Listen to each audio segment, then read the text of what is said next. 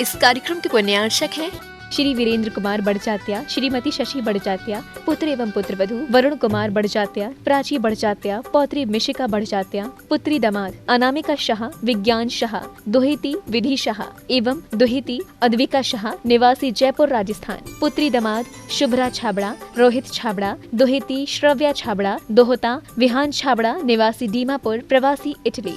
Firm Jain Motors, Jaspur Nagar, Chhattisgarh. Shri Sunil Kumar Patni, Shrimati Sumitra Devi Patni, Vineet Kumar Patni, Ritu Patni, Singapore, Khushboo Jain, Nikhil Jain, Nalbari, Assam, Shilpa Jain, Mahavir store, Dudhnai, Assam.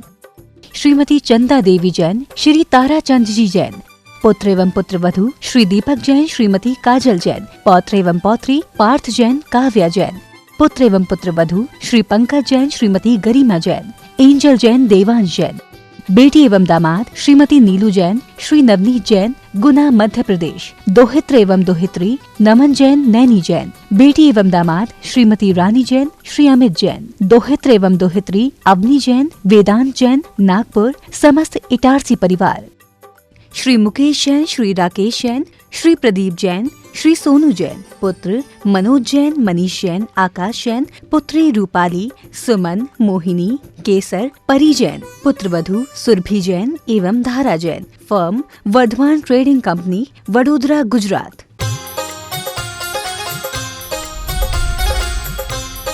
प्रमाणिक समाधान।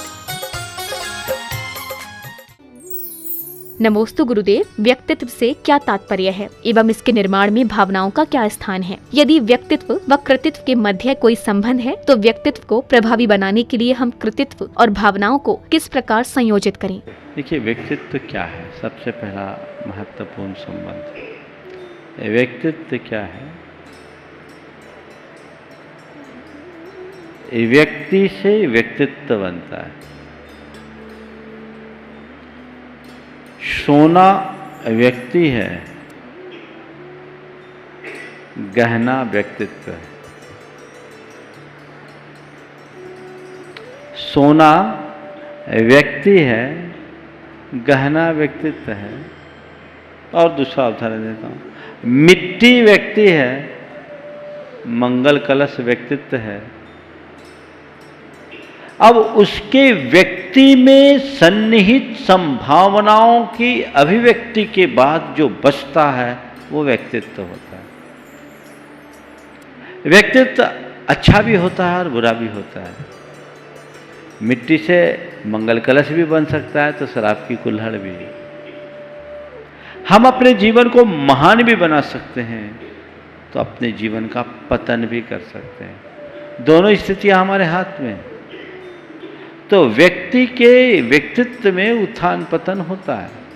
रहा सवाल व्यक्तित्व के निर्माण में भावनाओं का कोई स्थान है, बहुत बड़ा स्थान है। हमारे संपूर्ण जीवन के निर्माण में भावनाओं का स्थान है, क्योंकि जैसी हमारी भावनाएं होती है वैसी हमारी सोच बनती है, और जैसी सोच बनती है वैसी प्रवृत्ति होती है, जैसी प्रवृत्ति होती है वैसा चरित्र होता है, और जैसा चरित्र होता है वैसा जीवन बन जाता है। तो भावनाएं हमारे व्यक्तित्व का आधार है। जिस मनुष्य की अच्छी भावनाएं होती है उसके हृदय में शुभ संकल्प जगते हैं, और शुभ संकल्प के बल पर वो सिद्धि के शिखर पर चढ़ता है। जिसकी भावनाएं खराब होती है वो अपने मन में उत्पन्न होने वाले दुष्ट संकल्पों के कारण अपना पतन कर लेता है। तो भावनाओं का बड़ा गहरा संबंध है। तो भावनाओं को बदलकर हम अपनी सोच, प्रवृत्ति और चरित्र तीनों में बड़ा परिवर्तन घटित कर सकते हैं, निखार ला सकते हैं। और इनका निखार ही व्यक्तित्व के निर्माण का आधार है। रहा सवाल कृतित्व, तो कृतित्व क्या है? हमारी प्रवृत्ति का नाम है। इसका मूल भी भावनाओं में है। तो भावनाओं को हम भाएं। इसलिए भावना योग के माध्यम से बार बार ये कहा जाता है कि हम अच्छी भावनाओं को अपने अंतर मन में अंकित करें, जिससे जीवन को बेहतर बनाया जा सके। नमोस्तु गुरुदेव, जबकि शरीर धर्म साधना का साधन है, तो शरीर की उपेक्षा करके आत्म धन को कैसे प्राप्त कर सकते हैं और शरीर की उपेक्षा का तात्पर्य क्या है? देखिए, निश्चित रूप से शरीर हमारी साधना में बड़ा सहायक है और ये कहा भी जाता है शरीर माध्यम खलु धर्म साधन।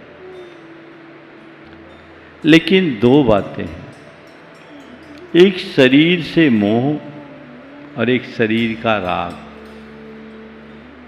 शरीर में मोह रखने वाला व्यक्ति कभी अपने आत्मधन को पा नहीं सकता, क्योंकि वो स्वयं को शरीर रूप ही मानता है, उसके अंदर देहात्म बोध होता है, वो शरीर के तल से ऊपर उठ नहीं सकता, तो वो क्या धर्म ध्यान करेगा? उसके जीवन के विकास की संभावनाएं, आत्मा के विकास की संभावनाएं अवरुद्ध हो जाएगी। लेकिन हाँ, जिसका मोह छीन हो गया, उसके अंदर शरीर का किंचित राग रह सकता है, और ये राग भी तभी तक जब तक वो प्रवृत्ति में है कि ये शरीर मेरे धर्म साधन का माध्यम है।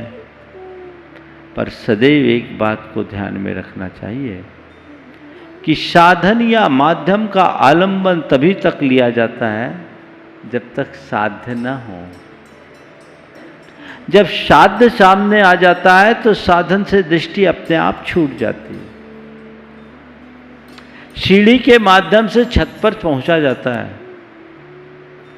छत पर पहुंचने के लिए सीढ़ी का आलंबन लिया जाता है, पर छत पर पहुंच जाने के बाद भी सीढ़ी को पकड़ा जाता है क्या?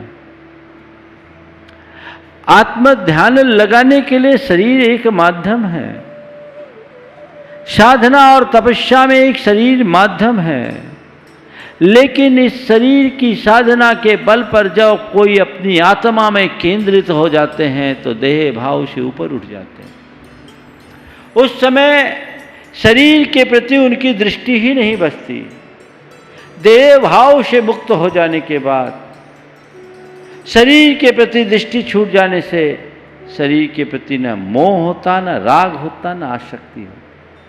और जब तक देहाशक्ति होगी, राग होगा, आत्मा में डूब नहीं पाएंगे। तो आत्मा में डूबने के लिए हमें उस भूमिका में जाना जरूरी है, और तभी सच्चे अर्थों में आत्मधन को हम प्राप्त कर पाएंगे। इसलिए ये बात गांठ बांध कर रखना चाहिए कि शरीर भी हमारी धर्म ध्यान का साधन मात्र है, लेकिन धर्म ध्यान तभी फलीभूत होता है जब हम शरीर से भी ऊपर उठ जाते। नमोस्तु गुरुदेव, मंदिरों में भी अब सीसीटीवी कैमरे लगाए गए हैं, तो क्या सीसीटीवी कैमरा भगवान के नेत्रों से ज्यादा शक्तिशाली है? और क्या इसलिए ये नहीं लिखा जाता कि सावधान, आप भगवान की नजरों में हैं? मैं तो समझता हूँ ऐसा इसलिए लिखा जाता है क्योंकि कैमरा दिखता, भगवान नहीं दिखते। जिनको भगवान दिखेंगे ना, उनके लिए कोई इंस्ट्रक्शन देने की जरूरत नहीं। ये बिल्कुल सही है कि इस कैमरे से तो फिर भी बचा जा सकता है, पर भगवान के कैमरे से बाहर कोई नहीं है। वो तो त्रिलोकदर्शी हैं, त्रिकालदर्शी हैं। हम क्या कर रहे हैं हमें ये समझना चाहिए। लेकिन कतिपय लोग भगवान के सामने भी पाप कर बैठते हैं। मैं समय शिखर जी में था, देखिए लोग कैसे होते हैं। वहाँ बेलगांव के विधायक संजय पाटिल आए, एप्पल का उनका मोबाइल था। भगवान के सामने टेबल पर उन्होंने अपनी मोबाइल रखी और आंख बंद करके जाप कर रहे थे। मंदिर में दर्शनार्थी आए गए। एक परिवार आया जिसमें 2 लड़कियां भी थी। भगवान के दर्शन कर रहे हैं, नज़र मोबाइल पर पड़ी, उठा के चल दी। अब वो तो आंख बंद करके अपना ध्यान कर रहे थे, आंख खोला, मोबाइल नहीं। भाई मोबाइल कहाँ है? इधर उधर देखा, मिला नहीं। सबको बड़ा दुख हुआ कि कहाँ गया मोबाइल। बाद में सीसीटीवी के फुटेज को देखा गया तो मामला खुला कि जो भगवान के दर्शन करने आए हैं वो भगवान के सामने मोबाइल चुरा रहे हैं, और वो भी समेत शिखर जैसी जगह में। बहुत सोचनी बात है ना। तो सच्चाई यही है कि कैमरा दिखता है, भगवान नहीं दिखते, लोगों को मूर्ति दिखती है। ये मूर्ति पड़ी है, इसमें क्या होगा?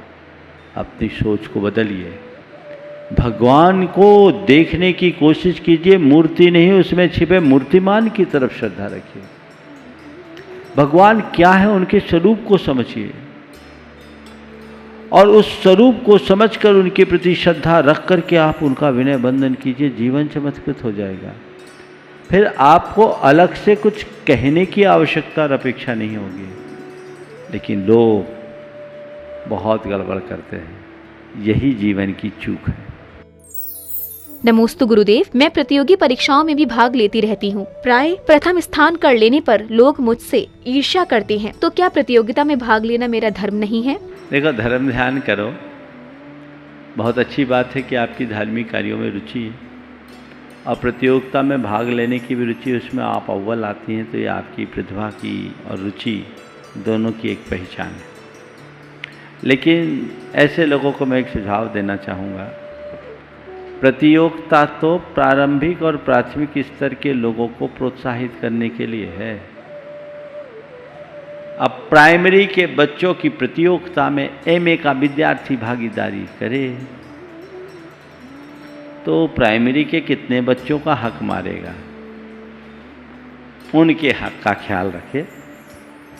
इसलिए धर्म ध्यान की आपकी स्वाभाविक रुचि जमी हुई है, तो आप उस तरीके से करें। प्रतियोगिता के लिए नहीं होती, और ना कभी करना। प्रतियोगिता तो केवल रुचि जगाने के उद्देश्य से होती है। हालांकि मैं इसे बहुत अच्छा नहीं मानता, फिर भी जो करी जाती है कि चलो इस निमित्त से लोगों की रुचि जगेगी, जिनकी रुचि कम है वो प्रतियोगिता के बहाने आएंगे। तो नए लोगों के लिए प्रतियोगिता में आने दीजिए, उन्हें इनाम पाने दीजिए। आपको तो ऐसे ही इनाम नहीं चाहिए, तो प्रतियोगिता में भाग मत लीजिए। ज़्यादा है तो अपने ज्ञान को परखने और बढ़ाने के लिए प्रतियोगिता की चीज़ों को घर में कर लीजिए, सबमिट मत कीजिए। उसमें उनको भागीदारी लेने दीजिए, जिससे औरों की रुचि जगे, ऐसा काम कीजिए। नमोस्तु गुरुदेव, क्या अशुद्धि या ग्रहण के समय भावना योग कर सकते हैं, और क्या भावना योग करने से पहले स्नान करना जरूरी है? देखिए, भावना योग के लिए किसी भी प्रकार की शुद्धि अशुद्धि सूतक पातक का कोई व्यवधान नहीं, क्योंकि भावना योग का जो स्वरूप है उसमें किसी मंत्र का प्रयोग नहीं, केवल ओंकार का उच्चारण होता है। तो अशुद्धि में महिलाएं उस ओंकार के नाद को छोड़ दें, अनुगूंज कर ले, और वो भावना योग कर सकती है। चाहे ग्रहण हो, ग्रहण तो इसी तरह भावना ध्यान चिंतन का समय आप उस समय कर सकते हैं।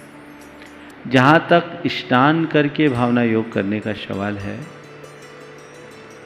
स्नान करके करो तो आप ज़्यादा फ्रेश रहोगे। बिना स्नान के करो तो आपको प्रमाद आ सकता है, हो सकता है भावना योग करते करते आपको झपकी आने लगे, आप किसी और दुनिया में चले जाओ। तो जो उसका वांछित लाभ मिलना चाहिए वो आपको नहीं मिलेगा। लेकिन ऐसा कोई ज़रूरी नहीं कि आप स्नान करके ही करें। यदि सुविधा हो तो स्नान जरूर करें। सबसे उत्तम समय प्रातःकाल का है, लेकिन यदि आपको वो समय अनुकूल नहीं बैठ पाता तो जिस समय आप कर सको उस समय करें। भावना योग अभी ऑनलाइन लोग कर रहे हैं, बहुत सारे लोग इसमें सहभागी हैं। नमोस्तु गुरुदेव, पूजा शब्द का व्यापक स्वरूप क्या है, और शास्त्रों में पूजा शब्द भिन्न भिन्न प्रसंगों में व्यवहारित हुआ है, तो वहाँ किस प्रकार संगति बैठाकर समझना चाहिए? देखिए, पूजा शब्द के अगर अर्थ को हम देखें तो उसका बड़ा व्यापक अर्थ है। पूजा का एक अर्थ वह है जो हम प्रचलित अर्थ में देखते हैं, पर पूजा कई जगह सत्कार अभिवादन के अर्थ में भी प्रयुक्त हुए। जहाँ जो जैसा प्रसंग है उसको उसके अनुरूप देखना चाहिए। अगर किसी व्यक्ति का आपने सत्कार किया तो वह भी एक प्रकार की पूजा के रूप में है। पर पूजा के मौलिक अर्थ को अगर हम देखते हैं तो पूजा का अर्थ अष्ट द्रव्य से अपनी भक्ति को प्रकट करने का नाम है। आचार्य वीरसेन महाराज से किसी ने सवाल किया, ये बात धवला में उल्लिखित है, का नाम अर्चना, अर्चना किसे कहते हैं? तो उन्होंने बहुत अच्छा उत्तर दिया, जल गंध अक्षत दीव धूप फुप फलादि ही सग भक्ति पगासो नाम अर्चना। जल गंध अक्षत आदि अष्ट द्रव्य से अपनी भक्ति को प्रकाशित करने का नाम अर्चना है, पूजा है। अपने भक्ति को प्रकाशित करना अर्चना है अष्ट द्रव्य के माध्यम से, तो हमें उसे उसी संदर्भ में लेना चाहिए। नमोस्तु गुरुदेव, मैं माँ बनना चाहती हूँ, तो ज्यादा पॉजिटिव एनर्जी प्राप्त करने के लिए मुझे भावना योग के सेशन में कौन सी लाइन अथवा किन शब्दों का चयन करना चाहिए? देखिए, ये शायद दिया हुआ भी है अलग से, दंपति के लिए अलग से भी है। जो माँ बनना चाहते हैं, सबसे पहले तो उन्हें मातृत्व की अनुभूति करना चाहिए। संतानहीनता की भावना को मन से निकालना चाहिए और मैं एक माँ हूँ, मैं सौभाग्यवती हूँ, मैं माँ हूँ या मैं माँ होने वाली हूँ, ये कमांड बार बार देना चाहिए। और उस समय अपने गोद में खेलने वाले बच्चों की छवि याद करनी चाहिए, पेट में पलने वाले बच्चे को महसूस करना चाहिए। यदि बार बार इसको दोहराएंगे तो इसके परिणाम जरूर आएंगे। हालांकि अभी इसके अध्ययन चल रहे हैं, पर मुझे विश्वास है कि ऐसा करके निसंतान दंपति भी संतान के अधिकारी बन सकेंगे। नमोस्तु गुरुदेव, निष्काम कर्म और कर्म फल की वांछा न रखना, ये दो सिद्धांत हमें विचलित होने से रोकते हैं। तो मन में ऐसी प्रवृत्ति को कैसे उत्पन्न करें जिससे हम बिना फल की इच्छा किए कर्म करते जाएं? यही बात तो जैन दर्शन में कहा, हमारा सम्यक दर्शन का निष्काम संग यही तो बताता है। निष्काम भाव से जियो, कर्म करो, फल की इच्छा न करो। जीवन को निराकुल बनाने का यही एक रास्ता है। एक अज्ञानी व्यक्ति के लिए बड़ा कठिन है और ज्ञानी व्यक्ति के लिए बड़ा सरल। अज्ञानी और ज्ञानी में यही अंतर है कि अज्ञानी जीवन और जीवन की व्यवस्था को ठीक तरीके से समझता नहीं। ज्ञानी जीवन और जीवन की व्यवस्था को ठीक तरीके से जानता है। उसे ये पता है कि संसार में होने वाले जो भी कार्य हैं उसमें मैं केवल निमित्त हूँ। सभी कार्य अपने अपने नियमों के अनुसार होते हैं, मैं उसमें निमित्त हूँ, मैं उसका कर्ता नहीं हूँ।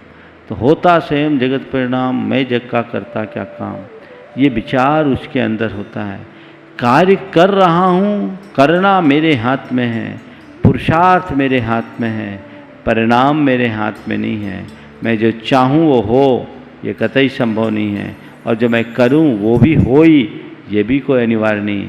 पर मैं करूँ ये मेरे हाथ में है, परिणाम जो आए वो मुझे स्वीकारना है।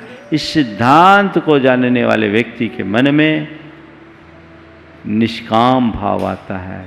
वे कर्म करते हैं पर फल की वांछा से मुक्त हो जाते हैं।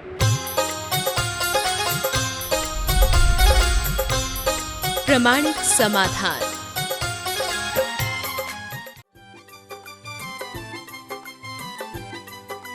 इस कार्यक्रम के पुण्यार्चक थे श्री वीरेंद्र कुमार बड़चात्या, श्रीमती शशि बड़चात्या, पुत्र एवं पुत्रवधू वरुण कुमार बड़चात्या, प्राची बड़चात्या, पौत्री मिशिका बड़चात्या, पुत्री दामाद अनामिका शाह, विज्ञान शाह, दुहिती विधि शाह एवं दुहिती अद्विका शाह, निवासी जयपुर राजस्थान, पुत्री दामाद शुभ्रा छाबड़ा, रोहित छाबड़ा, दुहिती श्रव्या छाबड़ा, दोहता विहान छाबड़ा, निवासी दीमापुर, प्रवासी Italy, firm Jain Motors, Jaspur Nagar, Chhattisgarh.